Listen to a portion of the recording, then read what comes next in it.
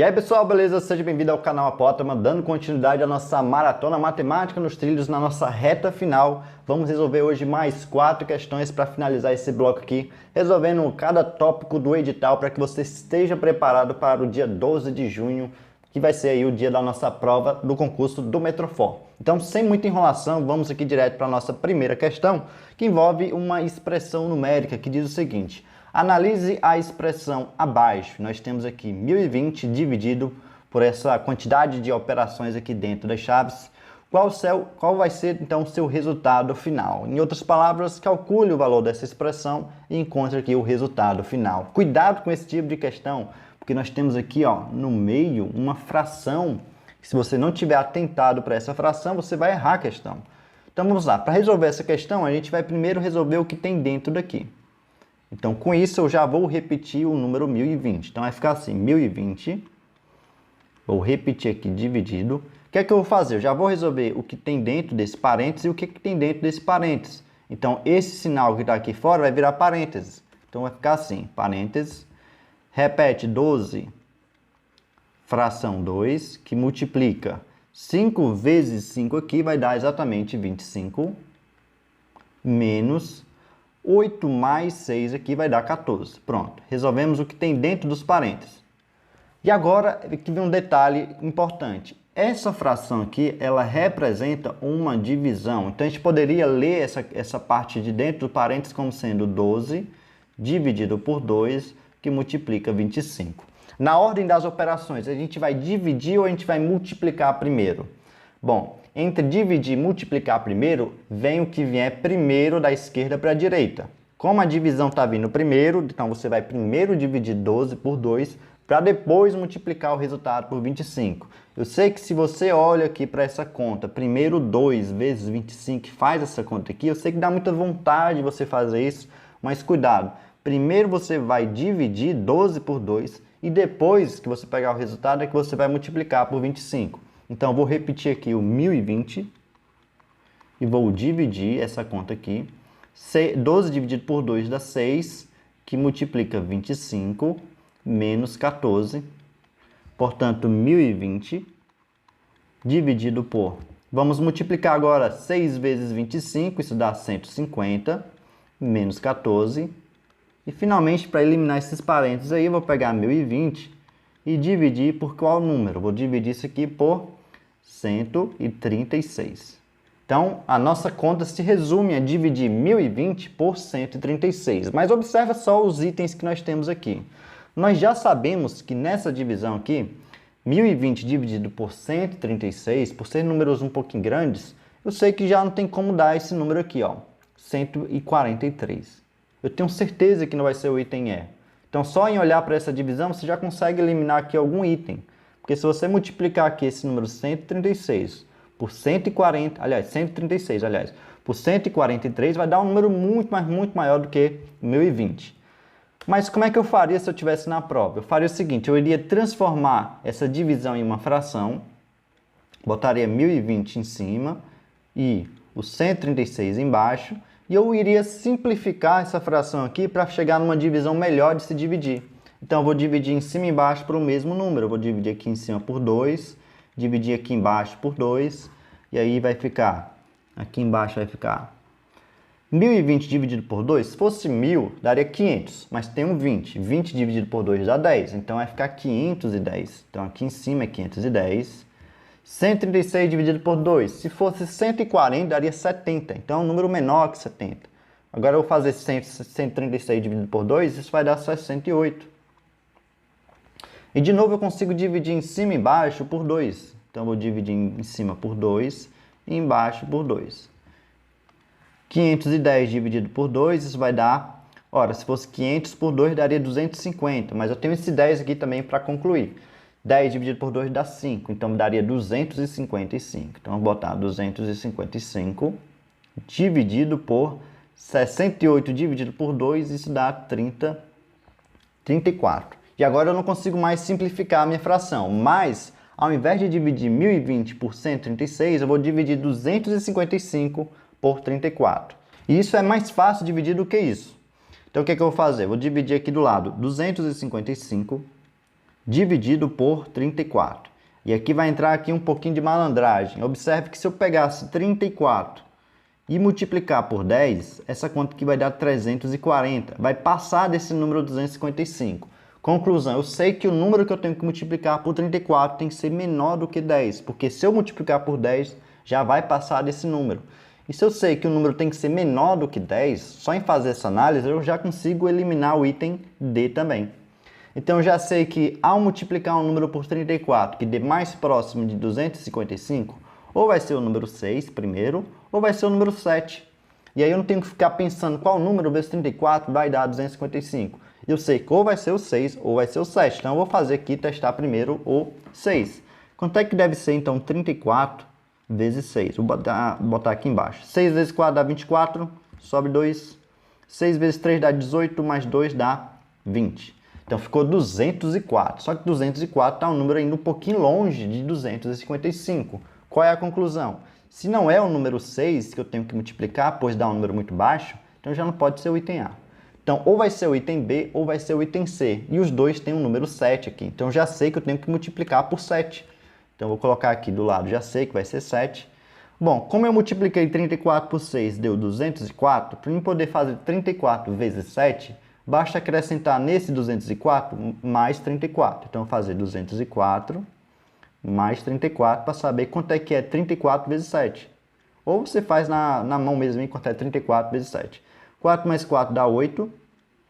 0 mais 3 dá 3. E isso aqui dá 2. Portanto, multiplicar 7 vezes 34 é o mesmo que dá 238. Vai ficar 238 aqui.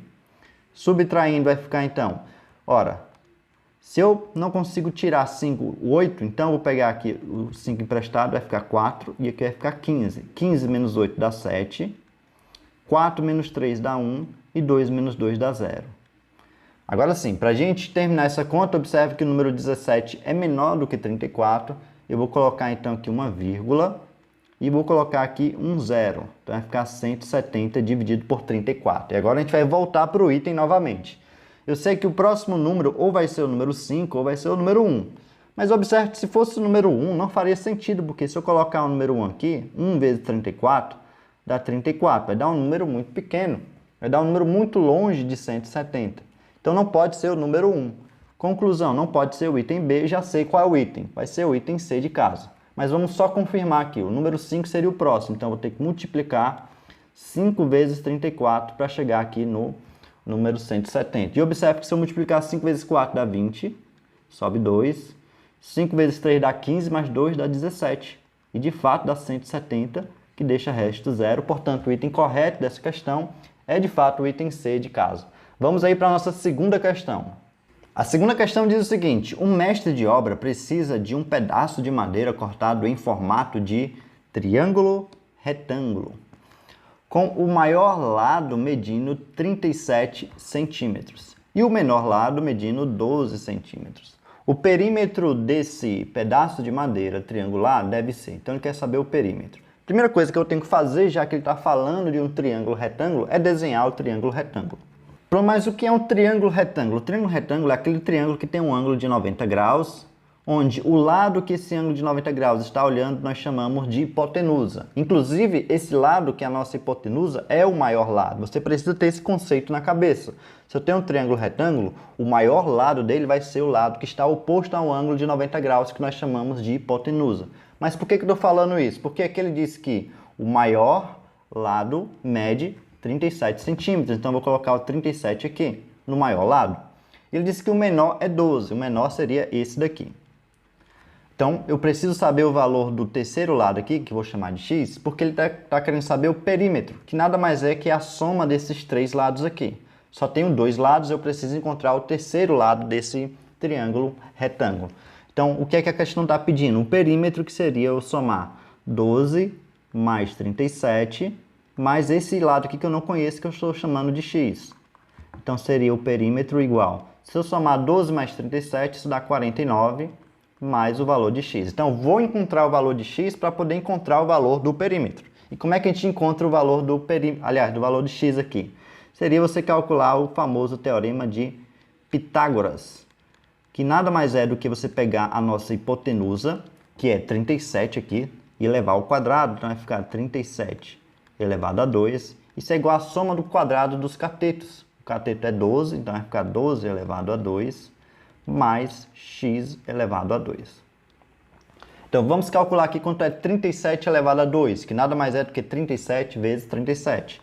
Então, 37 vezes 37, 7 vezes 7 dá 49, desce 9 vai 4. 7 vezes 3 dá 21, 21 mais 4 dá 25. Quando a gente multiplica o primeiro número, a gente coloca o zero aqui. Agora a gente vai para o segundo número. 3 vezes 7 dá 21, sobe 2. 3 vezes 3 dá 9, mais 2 dá 11.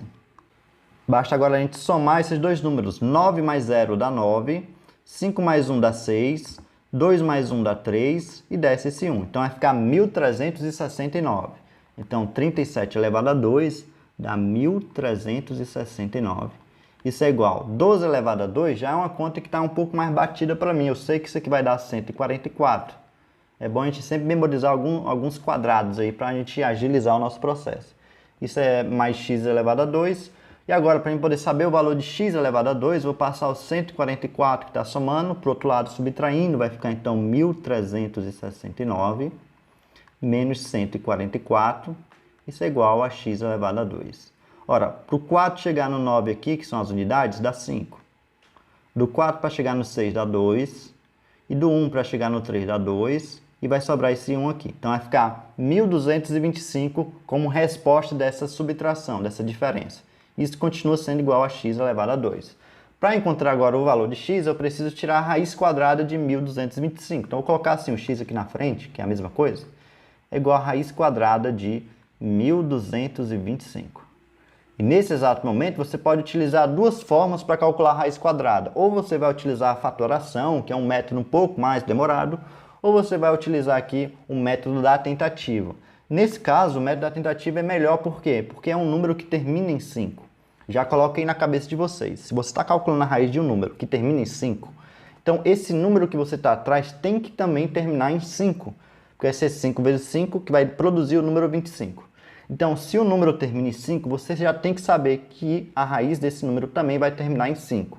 Isso me dá algumas opções. Ou vai ser 5, muito pequeno, ou vai ser 15, que termina em 5, ou vai ser 25, ou vai ser 35, ou vai ser 45 e assim por diante. Então, você vai ter algumas opções aqui para fazer. Claro que algumas dessas opções são muito pequenas, né? O 5 vezes 5 não faz sentido, porque daria 25 aqui. 15 vezes 15 dá 225. Aí você teria que tentar 25 vezes 25, dá 625, ficaria um pouco longe ainda. E o número correto seria, então, 35. 35 vezes 35 dá exatamente 1.225. Portanto, a raiz quadrada de 1.225 é igual a 35. Encontramos o valor, então, do outro lado do nosso triângulo retângulo. Basta a gente calcular o perímetro, que é 49, mais o valor de x, que nós encontramos, que é 35. E se você fizer essa conta, vai dar exatamente 84 centímetros, que é o nosso item D de dado. Então, vamos aí para a nossa terceira questão. A nossa terceira questão aqui envolve a ideia de função do primeiro grau. Nós temos que f de 3 é igual a 15 e que f de x é a menos 1, que multiplica x mais 5. E ele quer saber o valor de a. Então, ele quer saber o valor desse número aqui, dessa letra que é o a. Então, para a gente calcular isso aqui, observa só. Ele te disse que f de 3 é igual a 15. E a função que ele te deu é que f de x é igual a menos 1, que multiplica x mais 5. Então, o valor de x aqui, se eu substituir por 3, essa minha expressão todinha vai dar 15. É isso que significa f de 3 igual a 15. Então, no lugar do x, eu vou colocar 3. Então, onde tiver x aqui na minha expressão, eu vou colocar 3. Então, vai ficar assim, f de 3, ou seja, no lugar do x eu coloquei 3, é igual a menos 1, que multiplica o x, eu vou também colocar 3, mais 5. Bom, quando eu substituir aqui o x ficando f de 3, toda essa conta tem que dar quanto? Aqui na questão ele diz, tem que dar 15, ó. Então, aqui igual a 15. Então, estou exatamente usando o dado da questão, que o f de 3, isso é igual a 15. Mas eu estou aplicando na relação da função, que seria a menos 1, que multiplica x. Como no lugar do x eu estou colocando 3, então fica vezes 3, mais 5. Então, observe que nós precisamos calcular aqui essa equação do primeiro grau para encontrar o valor de a. Para fazer isso, eu vou distribuir 3 vezes A dá 3A, menos 3 vezes 1 dá 3, mais, repete o restante da equação, mais 5 igual a 15. Então, vai ficar 3 vezes A, menos 3 mais 5, estou devendo 3. Tenho 5 no bolso, paguei os 3 que eu estou devendo, vou ficar com 2 no bolso. Então, vai ficar mais 2, igual a 15. Passando o 2 para o outro lado, subtraindo, vou ter então que 3A é igual a 15, menos 2. Portanto, 3A é igual a 13. E para encontrar o valor de A, basta dividir agora o 3, vai ficar então A igual a 13 dividido por 3. Portanto, a resposta aqui seria igual a igual a 13 sobre 3, que seria então o nosso item D de dado. Vamos agora ir para a questão de número 4, envolvendo aí agora a função do segundo grau. A conhecida fórmula de Bhaskara é um método para encontrar raízes reais de uma função quadrática, de fato. No processo deste método, as raízes são encontradas fazendo uso dos coeficientes da equação no formato y igual a ax elevado a 2 mais bx mais c, com a, b e c pertencentes aos números reais e ainda o a sendo diferente de zero. Sendo assim, a função dada por f de x igual a 4x elevado a 2 menos 4x mais 1 possui uma raiz, apenas as raízes reais aqui, né? Como raízes dos números menos 1 e 3, 4 e menos 4, 0 e 2, ou 1 sobre 2 e 1 sobre 2. Então, pausa o vídeo aqui, tente resolver a questão. Mas é o seguinte, quando ele pede as raízes de uma função, nada mais é que você pegar essa expressão aqui da função e igualar a zero. Então, ele está querendo que você encontre as raízes, encontrar as soluções dessa equação aqui, ó. 4x elevado a 2 menos 4x mais 1 igual a zero. E aqui você vai ter duas possibilidades para fazer essa questão. Ou você vai utilizar a fórmula de Bhaskara que ele utiliza aqui no texto, né? Ele fez aqui uma extensão de linguiça, ele não precisava escrever nada disso aqui. Mas ou você vai utilizar essa fórmula de Bhaskara que ele está falando aqui na questão, ou você vai perceber aqui, dependendo do nível que você esteja em matemática, que isso aqui é um trinômio quadrado perfeito. Então, eu vou resolver utilizando trinômio quadrado perfeito, mas eu vou também utilizar a fórmula de Bhaskara. Então, como é que seria utilizando trinômio quadrado perfeito? É você observar que essas três parcelas aqui eu posso colocar como sendo 2x menos 1, tudo isso elevado a 2 igual a zero. Então, essa expressão que está aqui em cima é a mesma coisa que essa expressão que está aqui embaixo. Como é que eu sei disso? Porque se você lembrar de produtos notáveis, esse aqui seria o quadrado do primeiro, que seria 4x elevado a 2, menos 2 vezes o primeiro pelo segundo, só que 2 vezes 2x dá 4x aqui, vezes 1 continua dando 4x, e o quadrado do segundo seria 1 vezes 1, que daria esse 1 aqui. Então, se eu pegar essa expressão, que é o trinômio quadrado perfeito, eu consigo colocar nessa forma aqui, 2x menos 1, tudo isso elevado a 2 igual a zero. Ora, eu tenho um número que elevado a 2 dá zero, então esse número só pode ser zero. Então, eu teria que 2x menos 1 é igual a zero. Passo o menos 1 para o outro lado, somando, vai ficar 2x igual a 1 positivo. Passo 2 que está multiplicando, dividindo, então vai ficar 1 sobre 2. Então, as duas raízes, x1 e x2, seriam igual a 1 sobre 2, seria o item D de dado aqui. De novo, isso aqui é utilizando a ideia de trinômio quadrado perfeito, mas talvez você não consiga visualizar isso. E não tem nenhum problema você utilizar a fórmula de Bhaskara para resolver. Acontece que na fórmula de Bhaskara você está mais propenso a errar alguma conta com sinal, então você tem uma chance um pouquinho maior de errar. Mas se você fizer com calma, com cuidado, você vai com certeza acertar. Então vamos utilizar aqui a fórmula de Bhaskara, vamos encontrar o valor de A, que é a letra que acompanha o x ao quadrado, até ele botou aqui, ó, A vezes x ao quadrado, então o A seria 4. O B seria igual à letra que acompanha o x, que no caso é o menos 4, você precisa colocar o sinal aqui, menos 4. E o C seria nada mais do que um número que não acompanha nenhuma das letras, que seria o 1. E você tem que lembrar que a fórmula de Bhaskara nada mais é do que delta igual a B elevado a 2, menos 4 que multiplica A, que multiplica C. Então, resolvendo essa conta, nós temos delta igual. O B é menos 4, então vai ficar menos 4 elevado a 2. Você coloca um parênteses sempre que você colocar um número negativo. Menos 4 que multiplica o A, é 4, que multiplica o C, que é 1. Acontece que menos 4 elevado a 2, isso vai dar positivo, pois menos vezes menos dá mais, 4 vezes 4 dá 16.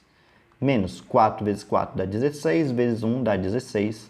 Então, nós temos que o valor de delta aqui é igual a zero.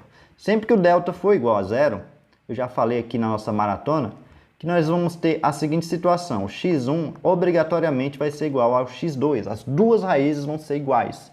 E só por esse fato aqui das duas raízes serem iguais, você já eliminaria 3 itens aqui. Ó. Menos 1 não é igual a 3. 4 não é igual a menos 4. O 0 não é igual a 2. A única opção que tem as duas raízes iguais é o item D. 1 sobre 2 é igual a 1 sobre 2. Então, eu já saberia que é o item D.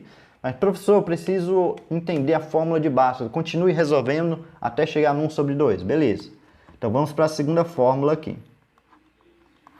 Nós temos aqui que o x tem que ser igual a menos b, mais ou menos a raiz quadrada de delta, dividido por 2 vezes o a. Então, basta a gente substituir.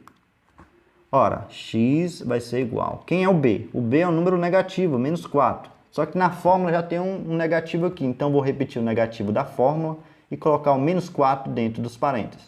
Mais ou menos, raiz quadrada de delta. Só que o delta deu zero aqui.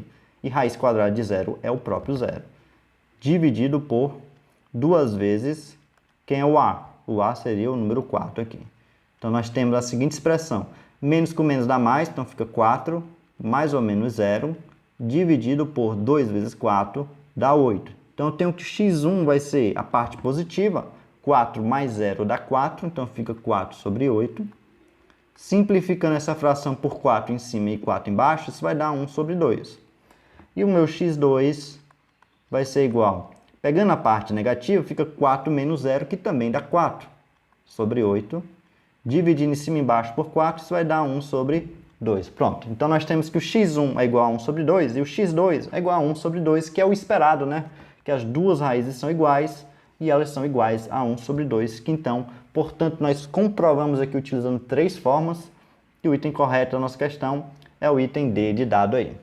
Bom, pessoal, espero muito que você tenha curtido esse vídeo. Se você gostou, então clica aqui embaixo em gostei, se inscreve no nosso canal e não deixe de me seguir lá no meu Instagram, que é @apotamatemática. A gente se vê na próxima, então. Valeu!